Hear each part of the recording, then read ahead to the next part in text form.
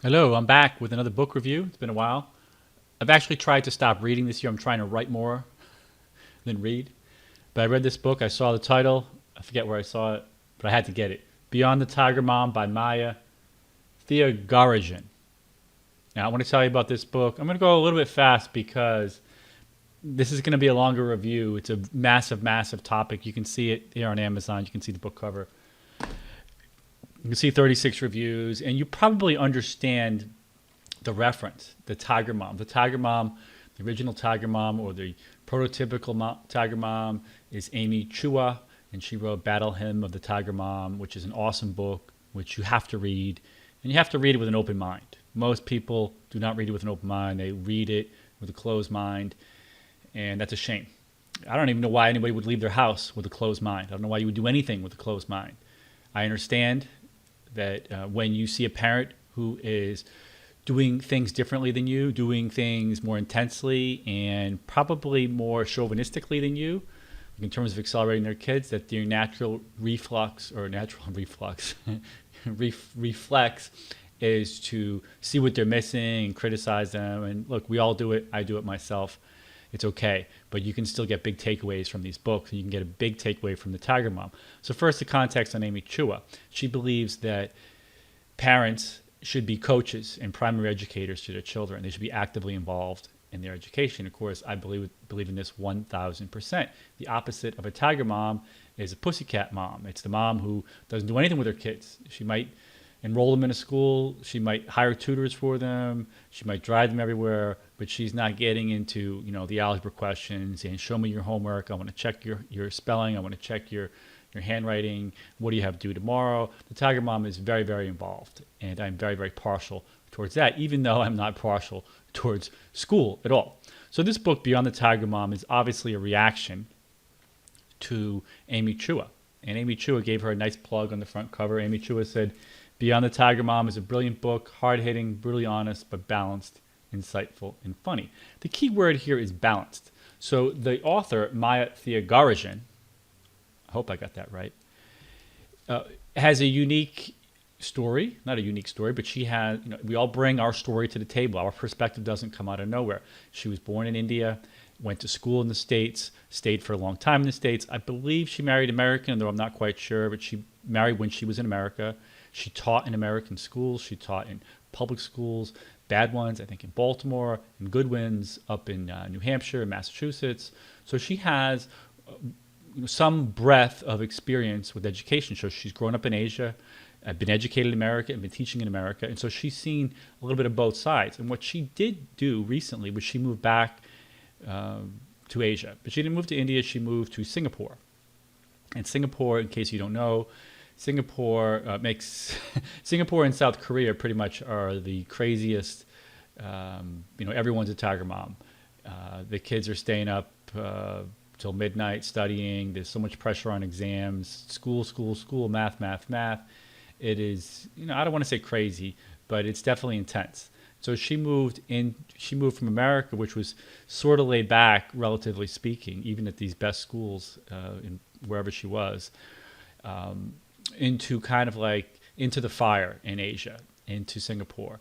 And so she brings her American perspective with more of an emphasis on individuality and a little bit less intensity and more of an emphasis on reading and writing and creativity into Singapore, where everywhere she goes, the question she always gets, and I love this part of the book, all the moms want to ask her, what do you do for math? What do you do for math? I wish more people would come up to me and say, what should I do for math? It just doesn't happen here in America, except for, my Tiger Moms in Queens and North Shore, Long Island. Most parents are not involved. They don't believe they're doing math. They believe math happens at school, and whatever happens. If the kid's struggling, they get a tutor.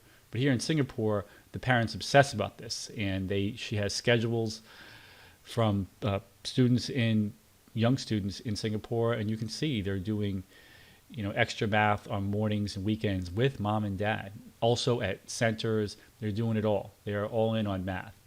And so when she's in Singapore, she's like, hey, America doesn't do, I guess her grand conclusion is that you need to balance. I mean, her thing is east-west parenting. She believes in balancing she believes in Singapore they need more English, they need more uh, writing, more creativity, more individualism, less stress. And I think in America, her implicit commentary is that they need to be more involved in math.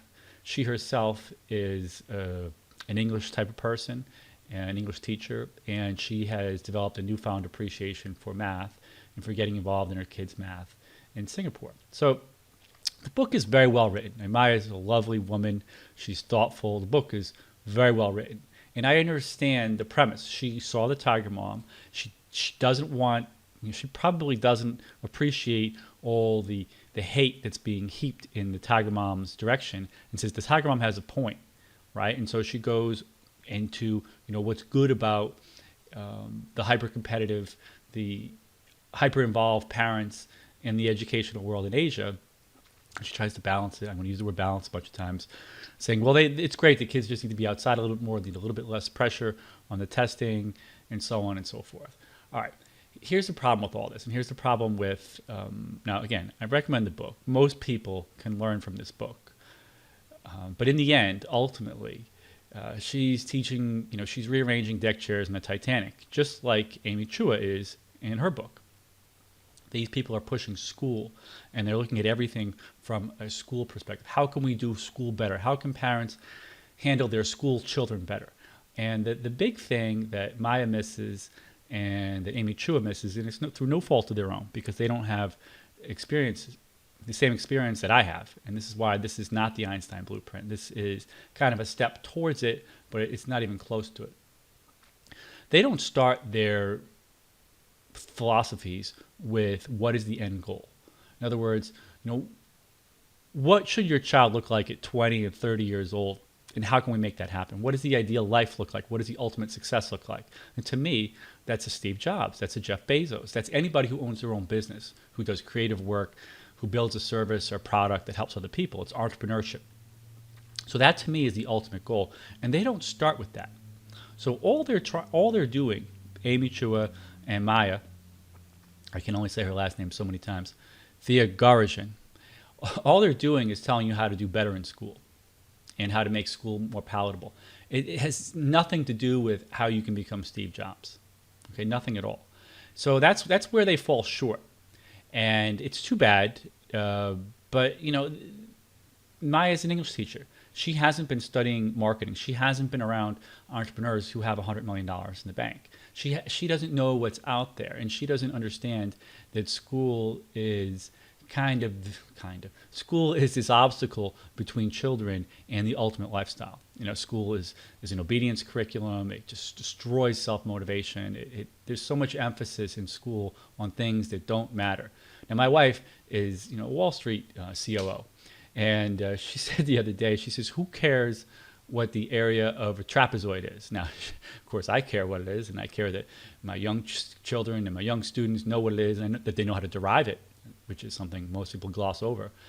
But she's right. Most people, most adults, they do not need to know what the area of a trapezoid is. They just don't. And that's just the tip of the iceberg of things that they don't need to know for success in the real world. My wife, again, she works on Wall Street. It just doesn't matter. Most people don't need multiplication. Most people don't need to know the parts of the cell. Most of the stuff that's taught in school is long since forgotten. It causes a lot of stress to get kids to learn it, memorize it, and regurgitate it, and it's just not important. So this is the stuff that, as lovely as Maya is, as well written as her book is as balanced as it is, as many salient points as she makes, she's really rearranging deck chairs in the Titanic, and she's also just adding a few lifeboats to the Titanic. This thing's still going to sink, right? These kids doing school better, doing school more balanced, they're not set up. They don't have the verbal skills. They don't have 10 years worth of exposure to entrepreneurship. They don't understand anything. And then they're going to go to college where they're not going to learn any of that stuff either. So after college, they're going to go probably into debt, almost definitely into big debt, and into some corporate job where they're still not going to learn or take any steps towards having the ultimate lifestyle. So that's where they fall short. But I do recommend the book for most people. Of course, I recommend my Einstein Blueprint for everyone. I think you can leapfrog this stuff. I don't know why you'd want to take incremental steps to improving your life. And quite honestly, there's a couple things in here that are red flags to me. One, Maya says, when my kids are bored, this. Okay, if your kids are bored, my kids are never, ever, ever bored. I mean, I've talked about this a lot before. Never, ever bored. My son said to me the other day, if I have a book within 5 feet of me, doesn't matter what the book is, I'm never bored. My kids have never said they were bored. Our kids are in school. They get bored. And this is like one of these red flags that, like, that's a big deal. You don't want your kids to be bored. You want your kids to be, brimming with energy and having hobbies out the wazoo, so much so that it's all they want to do is get into their hobbies. That's what you want. And that's not even possible on any type of school track. Doesn't matter how efficiently you think you're doing it. Yeah, that stuff is not possible. It also, Amy Chua and Maya, they don't mention anything about travel, right? A child needs to travel. Travel is part of the ideal curriculum for every single person on earth. Travel is a transformative experience. It makes exponential changes and exponential growth in the mind. But school doesn't allow that. So she doesn't mention that. The other thing that she does, that she talks about, which is a red flag, is she talks about limiting screens. Now, anybody who talks about limiting screens, it's like talking about limiting crack cocaine. You can't limit crack cocaine. It's that lethal. And that just tells me that she doesn't quite get it, that kids should never, ever, ever watch television. They should never, ever play video games. If you think you can control that, if you think you can limit that, you're making a gross oversight. All right, I've gone long enough. Decent book, some points, but I think my points are worth... I think my points are pretty good too. So she's not going to help you turn your child into an entrepreneur. Doesn't matter whether you blend East and West. All right, we'll see you in the next review.